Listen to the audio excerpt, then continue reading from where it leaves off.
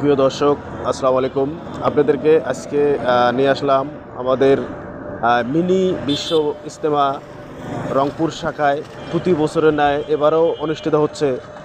এবারকার ইজতেমা অনুষ্ঠিত হচ্ছে আপনার রংপুর সিটি পাশেই 4 নং ওয়ার্ড, এটাকে বলা হয় কুকরুল এলাকা। কুকরুল আপনি সহজ হবে কোন দিক দিয়ে গেলে আমি আপনাদেরকে টার্গেট দিয়ে দিচ্ছি। এটাতে আপনি সোজা আপনাদেরকে ঠিকানা দিচ্ছি। জাহাজ কোম্পানি থেকে সোজা চলে আসবেন মিঠুর গলি। এই মিঠুর গলি এসে আপনি অটোওয়ালাকে, যে কোনো অটোওয়ালাকে বলবেন আমরা ইজতেমায় যাব। অটোওয়ালা আপনাদেরকে আরামসে নিয়ে যাবে, আরামসে ইজতেমার মাঠে নিয়ে আসবে।